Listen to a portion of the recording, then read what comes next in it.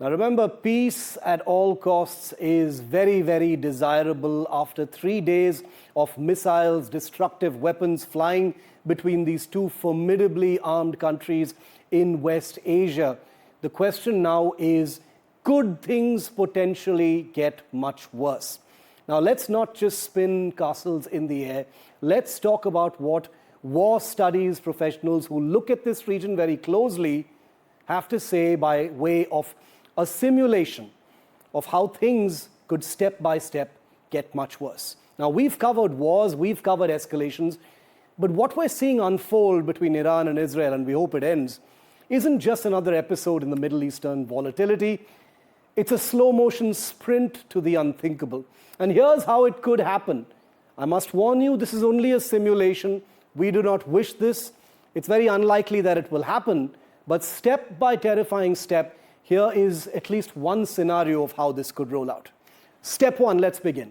Israel launches a second strike deep into Iran, targeting its underground Fordow nuclear site, which it has already attacked.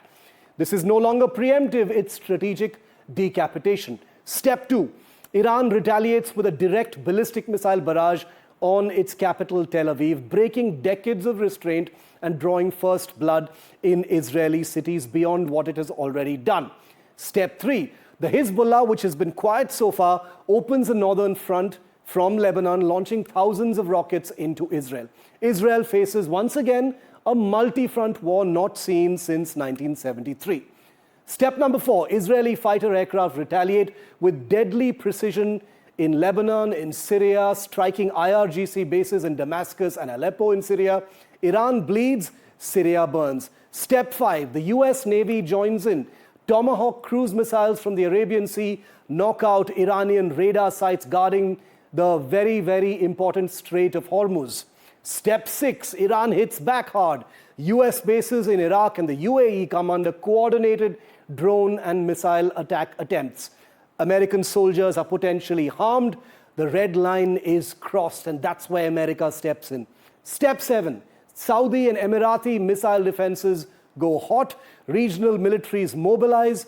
The Gulf cooperation airspace becomes a theater of full-blown war. Step eight, Israel with US ISR support, that's intelligence, surveillance, and reconnaissance support, bombs Iranian missile silos near Kerman and Mashhad with F-35 stealth fighters. Tehran is stunned.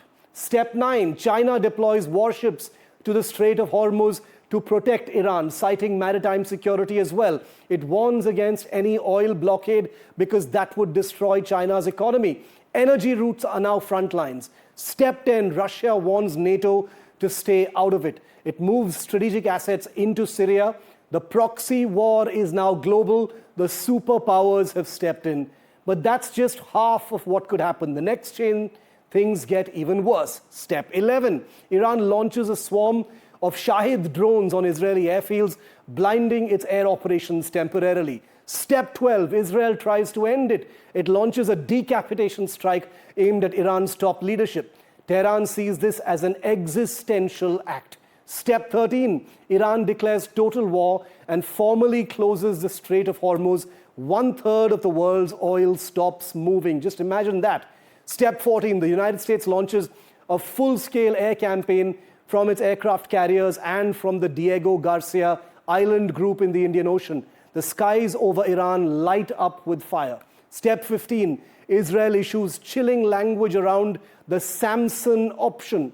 It's a veiled nuclear posture for national survival, a last resort military doctrine that Israel is reported to have. Step 16, Iran responds with a missile test capable of reaching Europe. The message, if we go down, we don't go down alone. Step 17, Russia moves nuclear-capable bombers into Syria, a threat to NATO, to Israel, and to the global order. Step 18, then the unthinkable. Israel drops a low-yield tactical nuclear bomb on an Iranian Revolutionary Guard facility in the Iranian deserts, a first since Hiroshima. Just think about a simulation that actually includes something like that.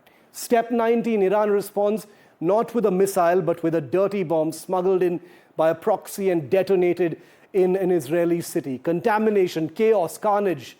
And finally, step 20, The world economy collapses, oil hits $500 a barrel, refugee floods begin, the UN declares a catastrophic threat to civilization. World War III is no longer a theory, it's live.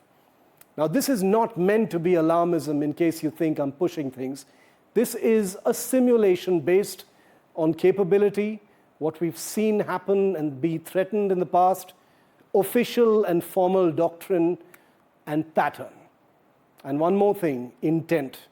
The steps are in place, the missiles are ready in the air, both sides question the existence of the other, and one miscalculation from Tehran, Tel Aviv, Washington, Moscow, or Beijing could set it all off permanently.